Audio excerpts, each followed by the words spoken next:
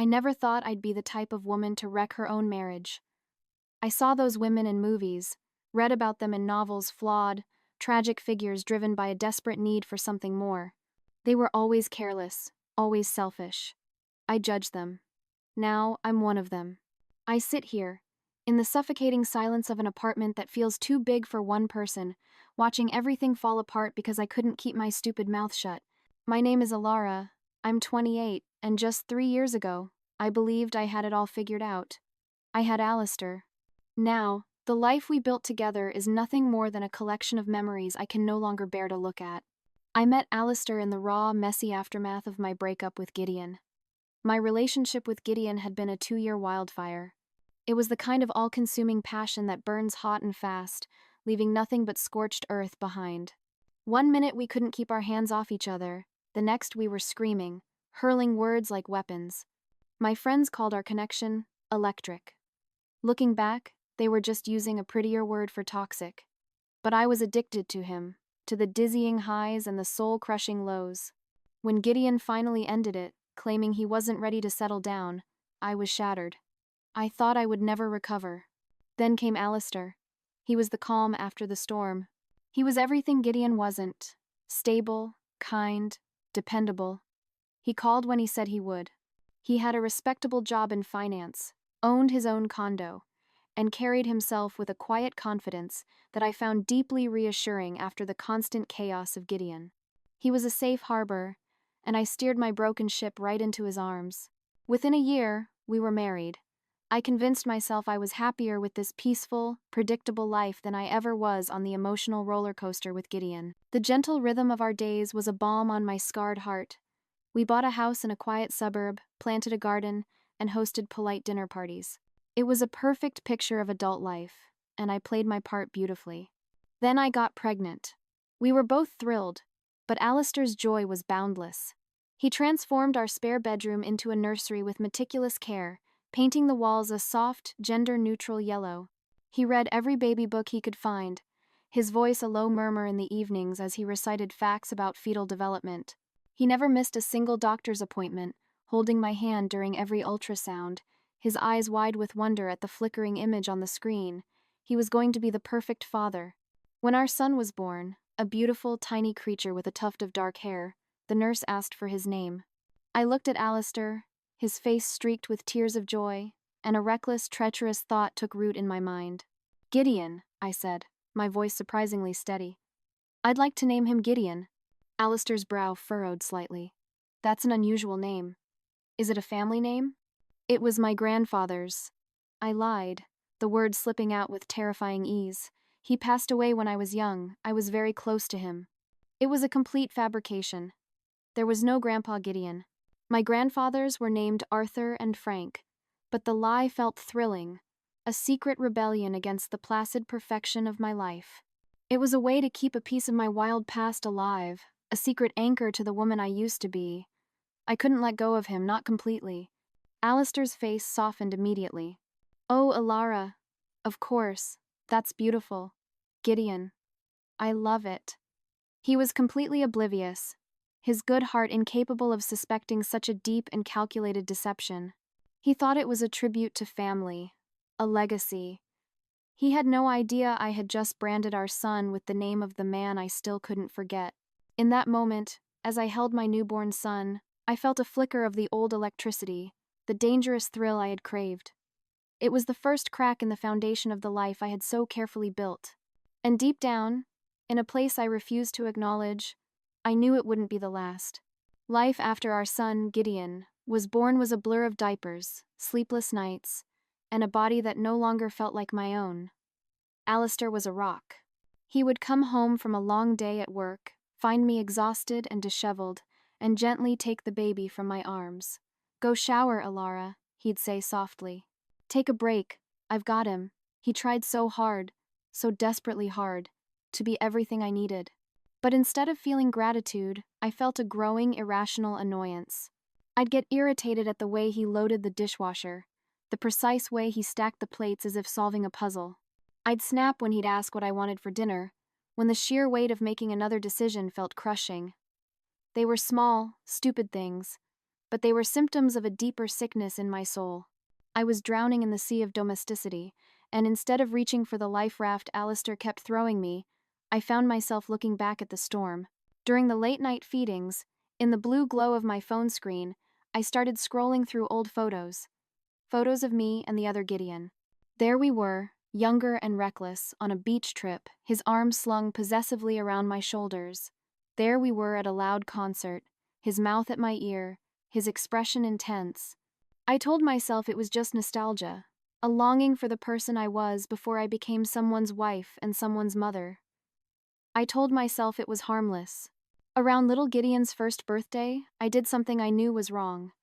Fueled by a glass of wine and a profound sense of invisibility, I found Gideon's profile on social media. I sent him a message. It was casual, breezy. "Hey, how have you been?" I attached a recent photo of myself, one where I had actually taken the time to do my hair and makeup, a rare occurrence these days. My heart hammered in my chest as I hit send. I told myself it was just catching up with an old friend. Another lie. Gideon didn't respond for 3 agonizing days. I checked my phone obsessively, the anticipation, a familiar, addictive ache. When his name finally popped up on my screen, it felt like a jolt of electricity, waking parts of me I thought were dormant.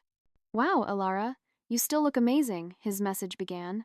"Life's been crazy, but I think about you all the time. You were the one that got away, you know." The words were a direct hit to the most vulnerable part of my ego. They were exactly what I wanted to hear. Our messages quickly became more frequent, more intense. He was a master of the game, disappearing for days only to return with a message that would send my pulse racing. "I miss your laugh so much," he'd write. Or, "I was just thinking about that weekend we spent at the beach house. No one gets me like you do." He was weaving a fantasy, and I was stepping into it willingly. When I sent him a selfie after getting my hair cut, he replied almost instantly, "Damn, you look so good. He doesn't deserve you." Deep down, I knew it was toxic. I knew he was preying on my insecurities, but it felt like oxygen after months of feeling like I was suffocating in my perfect little life. The compliments, the attention, the shared secret, it was a potent cocktail. Alistair noticed the change in me. He saw me glued to my phone, a small, secretive smile playing on my lips. But he didn't question it, at least not directly. Instead, he tried harder. He planned date nights, which I'd attend with a distracted air. He'd bring home my favorite takeout, which I'd pick at while surreptitiously checking my messages under the table. He even scheduled a cleaning service to come twice a month. "To give you less to worry about," he'd said, his earnest eyes searching mine for a flicker of the old happiness. "You seem a million miles away lately, Alara," Alistair said one night, as we were getting ready for bed. He stood behind me, his hands gently resting on my shoulders. "I just want to make you happy again. Tell me what you need." I stared at our reflection in the mirror, him, solid and loving. Me, a ghost with a secret. I couldn't look at him. I couldn't tell him that what I thought I needed was the one thing that would destroy him. "I'm fine," I said, my voice flat as I swiped through my phone. "Just tired." It had become my mantra, my shield against his concern, a wall to keep him out, and my ugly secret in. The conversations with Gideon escalated, becoming a constant, illicit hum beneath the surface of my daily life. Each notification was a rush, a hit of a drug I couldn't quit.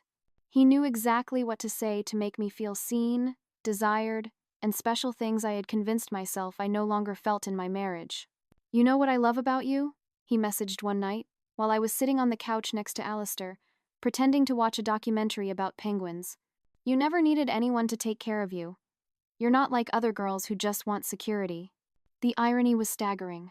Alistair was literally taking care of me every single day.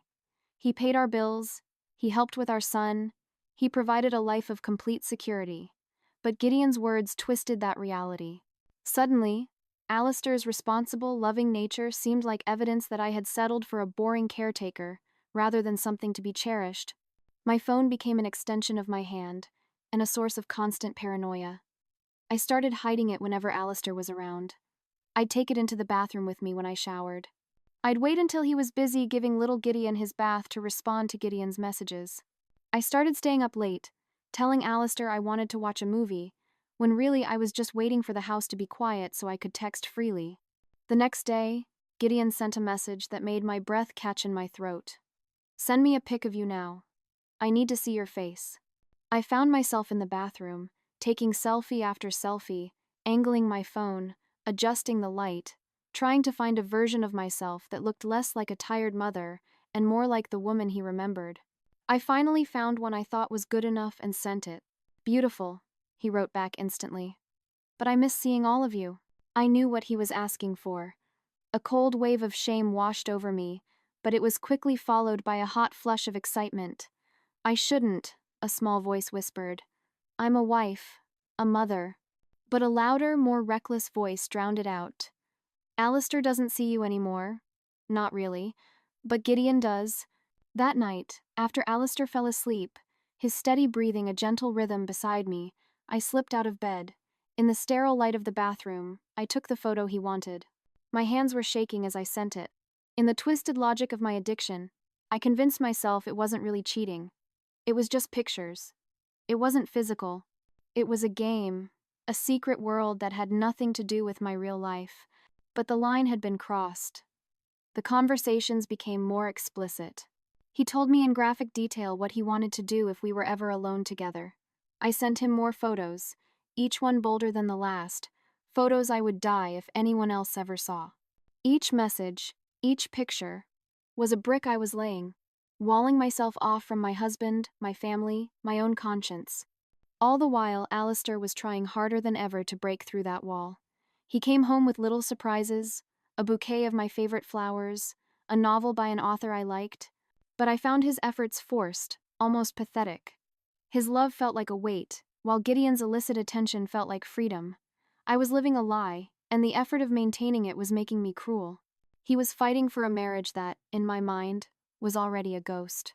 The night everything fell apart started like any other. Alistair came home from work early to help with little Gideon, taking over baby duty so I could shower and have some time to myself. He even ordered dinner from my favorite Thai restaurant so I wouldn't have to cook. It was another one of his gentle, persistent efforts to reach me. After we put our son to bed, Alistair suggested we watch a movie together. I agreed, though my attention was elsewhere. I sat on the couch with my phone in my hand, waiting for Gideon to respond to a message I'd sent earlier. The silence between us was heavy with unspoken words. Halfway through the film, Alistair paused it. The sudden quiet was jarring. Alara, can we talk? Like, really talk? He asked, his voice gentle but firm. I saw him glance at the phone still clutched in my hand. About what? I asked, feigning innocence. About us. About what's happening here. He gestured to the empty space between us on the couch. I feel like I'm losing you, and I don't even know why. I've been trying everything I can think of to make you happy, but nothing seems to work. Addie, I'm just tired, I said, deploying my standard excuse. It's not about you. I don't believe that, Alistair said quietly. His patience was finally starting to fray. We used to be a team. Now it feels like we're just living separate lives under the same roof. He took a deep breath, and the next words hung in the air like a death sentence. Is there someone else? My heart stopped. It felt like it had ceased beating altogether. What? No. How could you even ask me that? The indignation in my voice was pure performance. Because you're always on your phone, he said, his voice level, ticking off the evidence. Because you pull away when I touch you. Because you seem happy sometimes for no reason, and then disappointed without any explanation. He looked at me for a long moment, his eyes pleading for the truth. He sighed, a sound of pure exhaustion. I think I'm going to go to bed.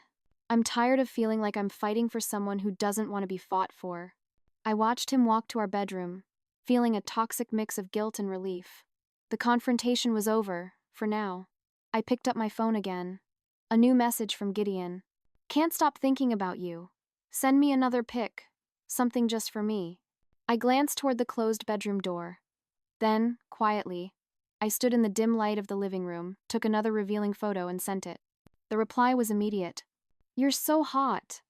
I want you so bad. He must be blind or stupid not to appreciate what he has. I went to the bedroom to find Alistair reading in bed. I changed into my pajamas and got in beside him, the cold space between us feeling like a chasm. He put his book down, turned off his lamp, and then lay with his back to me. After a few minutes of tense silence, he rolled over and touched my shoulder. Alara, he said softly, his voice thick with emotion. I love you. Whatever is wrong, we can fix it. Together. The genuine pain in his voice made my chest ache. He moved closer, his hand gently caressing my arm, a clear attempt to reconnect physically. I didn't push him away, but I didn't respond either. I lay there, rigid, his touch feeling foreign, somehow wrong. He sensed my hesitation and stopped. What is it? He asked, frustration finally creeping into his voice. What am I doing wrong? Nothing, I lied. I'm just not in the mood. Oh, you're never in the mood anymore, he said, his voice rising slightly. Not just for sex, Alara, but for us. For anything involving me. That's not true, I protested weakly. Then what is true? Help me understand what's happening. He sat up, turning on his lamp again, the sudden light making me flinch. He was looking at me so intently, his eyes begging for something, anything, that I couldn't give him. And in that moment, cornered by his pain, frustrated by his neediness, annoyed by his persistence, I broke. I muttered it under my breath, thinking it was too quiet for him to hear, a final, selfish complaint to the universe. I miss how Gideon made me feel. The second the words left my mouth, I knew I'd made a terrible, irreversible mistake. The air crackled. Alistair's expression changed instantly. His face drained of all color, his eyes widening in disbelief. He had heard me. Every single word. Who the hell is Gideon? He asked, his voice dangerously quiet. The silence that followed was deafening. My mind raced for an explanation, any lie that could possibly work, but the look on his face told me it was too late. An old friend, I stammered. A friend, he repeated, his voice hollow. And what exactly do you miss about how this friend made you feel? I said nothing, panic rising in my chest. He reached for my phone on the nightstand. I lunged for it, but he was faster. Alistair, don't. If he's just a friend, you won't mind me looking, right? I watched in pure horror as he unlocked my phone. He knew my password. Of course he did. He began scrolling. His expression shifted from suspicion to shock, then to utter disgust. His hand started to shake. What is this? He whispered. His eyes locked on the screen. These pictures? Alara, what have you been doing? It's not what it looks like, I said desperately. We were just talking. Just talking? He looked up at me, his eyes blazing with a pain so profound it stole my breath. This isn't just talking. This is... He stopped abruptly, his gaze fixed on the screen again. His face went pale, a mask of dawning horror. Wait, Gideon? Gideon? He looked from the name in the messages to me, then back again. The connection clicked into place in his mind, the final, most devastating piece of the puzzle. You named our son after him. No, it wasn't a question. It was a statement of fact, delivered with the chilling finality of a death sentence. The blood drained from my face. I had never, not once, considered that he would make that connection. No, I lied automatically, my voice a pathetic squeak. Gideon is named after my grandfather. You know that. Your grandfather, Alistair repeated flatly, his voice devoid of all emotion. The grandfather you never mentioned before you were pregnant? The one none of your family ever talks about? He stopped, a terrible realization spreading across his features. There is no grandfather Gideon, is there? My silence was the only answer he needed. He stood up, still clutching my phone like it was venomous. Who is he to you? He demanded. An ex? Someone you worked with? My ex-boyfriend, I whispered, the confession feeling like acid on my tongue. From before I met you. How long has this been going on? Nothing's going on, I insisted, the lie pathetic even to my own ears. Stop lying, Alistair shouted, his voice cracking with rage and pain. It was the first time he had ever raised his voice to me, and I flinched as if struck. I can see the messages, Alara. I can see the pictures you sent him. My God, you named our child, our son, after him. How could you do something so disgusting, so disrespectful? I had no defense, so I attacked. You don't understand. You don't make me feel the way he does. Alistair let out a short, bitter laugh. The guy who's asking you for naked pictures while I'm upstairs taking care of our son? The guy who hasn't had to deal with a single midnight feeding or diaper change or any actual responsibilities? That guy? He threw my phone on the bed and walked to the closet, pulling out a duffel bag. "What are you doing?" I asked, panic finally clawing its way through my defenses. "What does it look like?" "I'm leaving. I can't even look at you right now." "Alistair, please," I begged, suddenly desperate to undo the ruin I had created. "It was just messages. It didn't mean anything." He turned to face me, his eyes filled with a pain so deep I felt it in my own bones. "If it didn't mean anything, why did you do it? Why did you hide it? Why did you name our son after him?" I had no answer. He stuffed clothes into the bag haphazardly. "I need to get out of here before I say something I'll regret," he said, his voice ragged. "I'll be back tomorrow to see Gideon and figure out what happens next. But we're done, Alara. No one comes back from this kind of betrayal."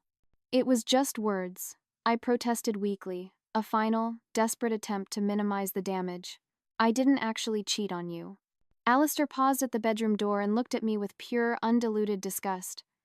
"You really don't get it, do you? This is cheating. The lies, the secrets, the emotional intimacy you gave to someone else. That's cheating. And naming our child after him? That's a whole other level of betrayal I don't even have words for." He zipped up the bag and walked toward the front door.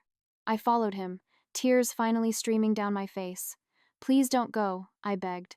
"Think about Gideon." He stopped at the mention of our son's name, his shoulders tensing. "I am thinking about him. That's the only reason I'm not saying what I really want to say to you right now." He turned to face me one last time, his face a cold, hard mask. "We're getting a divorce. I'll be back tomorrow to work out temporary arrangements for our son." And with that, he walked out, closing the door quietly behind him. I stood alone in the silent apartment, the weight of what I had done finally, crushingly, hitting me. I hadn't just broken my marriage, I had pulverized it. After Alistair left, the apartment felt cavernous, the silence roaring in my ears. The man who had filled this space with his quiet strength and gentle love was gone, and his absence was a physical ache. For a moment, I was paralyzed by grief and shame. But then, a different impulse took over the same reckless, self-destructive impulse that had led me to this point. I didn't reach out to a friend or my mother. I reached for my phone and sent a desperate message to Gideon. Alistair found out. He left me. I waited, my breath held tight in my chest, needing his validation, his comfort, his reassurance that I hadn't destroyed my life for nothing. His reply came after what felt like an eternity. "Damn, that's intense. You okay? What are you going to do now?" There was no, "I'm sorry." No, "This is partly my fault." Just a detached curiosity about the drama. Still, it was a lifeline and I clung to it. "I don't know," I texted back. "He's talking about divorce. He took our son for the weekend." "That's rough," Gideon replied. "Want to meet up? Might help to talk in person." Despite everything falling apart around me, I felt a surge of illicit excitement. He wants to see me. He cares. "Yes," I replied immediately. "When?" "Tonight. My place. I'll order some food." I agreed without hesitation. The rest of the day was a surreal blur. I moved through my empty house like a ghost, alternating between waves of panic over my imploding marriage and a sick, feverish anticipation of seeing Gideon. I told myself I needed a friend. I told myself I needed to talk to someone who understood. More lies. When I arrived at his sleek, impersonal downtown apartment that evening, he greeted me at the door with a long hug. It was the first time I had felt his touch in years, and the old chemistry was still there, an undeniable, dangerous current. The hug turned into something more, and within an hour, I had crossed the final line. What had been an emotional affair became physical. In the twisted logic of the moment, I justified it by telling myself my marriage was already over anyway. It was a desperate, hollow act, an attempt to prove to myself that the fantasy was real, that the sacrifice had been worth it. Afterward, lying in his bed, the sterile smell of his laundry detergent filling my senses, reality began to creep back in, cold and unwelcome. "What am I going to do?" I asked, the question directed more to myself than to him. Gideon shrugged, scrolling through his phone. "You'll figure it out. You always do. Not we'll figure it out. Not I'm here for you. Just a casual dismissal of the crisis that was engulfing my entire life. My whole life is falling apart, I said, my voice trembling. Alistair's talking about getting lawyers involved. That sucks, Gideon said, his attention still glued to his screen. He yawned. Hey, I've got an early meeting tomorrow, so. The dismissal was clear. I had served my purpose. I had given him what he wanted, and now he was done, at least for the moment. I felt a cold dread seep into my bones. This was the man I had thrown my life away for. Over the next few days, the pattern repeated itself, a cruel echo of our relationship from years ago. My parents called, their voices a mixture of disappointment and devastation. My friends texted, some sympathetic, most shocked at what I had done. Alistair's family, who had once welcomed me as one of their own, now treated me like a stranger during the brief, business-like custody exchanges. Through it all, Gideon remained wildly inconsistent. He'd be passionate and attentive one day, bombarding me with messages about how much he missed me. The next, he'd be distant and cold, canceling plans at the last minute or disappearing for days without a word. It was the same chaotic push and pull that I had once found so thrilling, but now, stripped of its romantic illusion, it just felt cruel. I had traded the steady warmth of a hearth for the fleeting, unreliable sparks of a firework. 2 weeks after Alistair left, Gideon suggested I bring my son over to his apartment. I should meet the little guy, he'd said with a grin, since we're getting serious again. My son was fussy that day, his routine completely disrupted, his little world turned upside down. When he wouldn't stop crying at Gideon's apartment, I saw a flash of raw annoyance cross Gideon's face. Does he ever stop? He asked, his voice sharp. He's a baby, I said defensively. And he's been through a lot of changes. Gideon just shrugged. I guess. Look, maybe this isn't the best time. Why don't you drop him off with your parents or something and come back later? Just us. That was the first moment a real, painful pang of doubt pierced through my self-delusion. He didn't want me with my child. He didn't want the messy reality of my life. He only wanted the exciting, unencumbered version of me. But instead of listening to that doubt, I pushed it down. I called my mom and asked if she could watch her grandson for a few hours. She agreed, her reluctance a palpable weight over the phone line. I had chosen the fantasy again. And I was beginning to understand with a terrifying clarity that the price of that fantasy was everything that was real and good in my life. 3 months after Alistair walked out, my life had been downsized in every conceivable way. I was living in a smaller apartment, my son with me only half the time. The divorce proceedings were underway, conducted with a chilling civility by Alistair. He spoke to me only about our son, his tone businesslike and distant.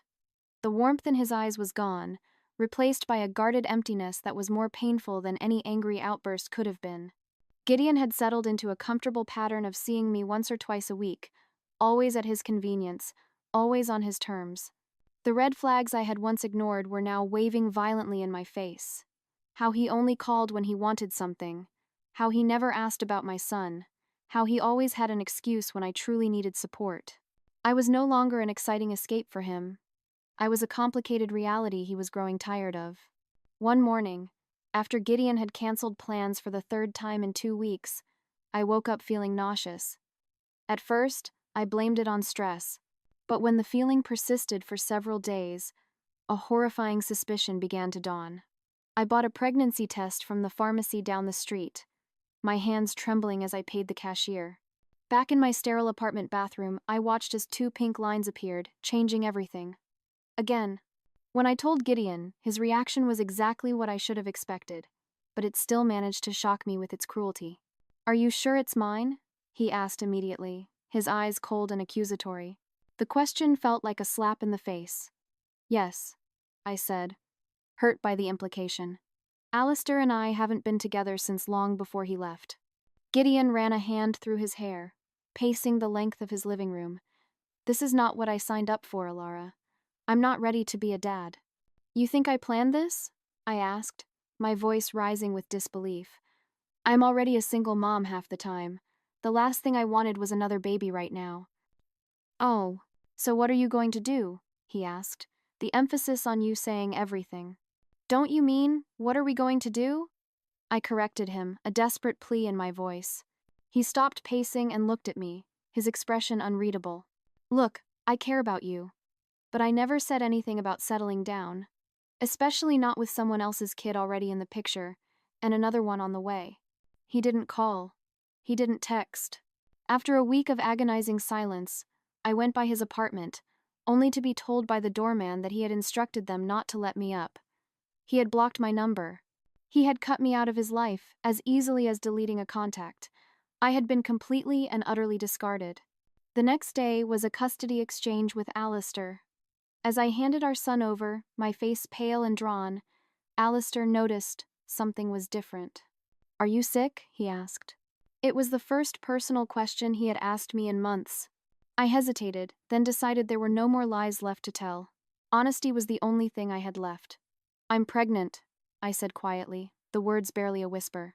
Alistair stared at me, his mind connecting the dots with horrifying speed.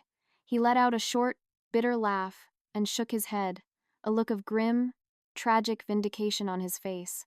"Well," he said finally, his voice flat and devoid of pity. "Looks like I dodged a bullet." Abo. The words stung with the venom of truth. Alistair hadn't walked out because he'd stopped loving me. He'd walked out because he respected himself too much to stay with someone who had betrayed him so completely. And now, watching him gently strap our son, the son he loved unconditionally despite his tainted name, into his car seat, I finally, truly realized what I had thrown away. As Alistair's car pulled out of the parking lot, I caught a glimpse of someone in the passenger seat. A woman with dark hair, laughing at something he said. My stomach twisted with a sharp, unexpected jealousy. He was moving on. Of course he was. Any woman would be lucky to have him. Standing alone outside my apartment building, one hand resting on my still flat stomach, I was forced to face the full consequences of my choices. I would soon be a single mother of 2 children with different fathers. The passionate, all-consuming relationship I had convinced myself was worth destroying my family for had been nothing but a destructive fantasy. And the stable, loving partner I had taken for granted was gone forever, building a new life from the ashes of the one I had burned down. I wish I could say I learned some profound lesson from all this, that I grew as a person, or found some deeper understanding of myself. But the truth is, I'm still that same selfish woman who whispered, "I miss how Gideon made me feel," and shattered her family. I still find ways to blame everyone but myself: Alistair for not being exciting enough, Gideon for leading me on, my hormones for the pregnancy. But deep down, in the raw, honest moments that come late at night when sleep won't find me, I know the truth. I did this, all of it. And, unlike in fairy tales or movies, there's no magical third act where everything works out. There's just me, picking up the pieces of the life I broke, forever haunted by the whispered words I can never take back.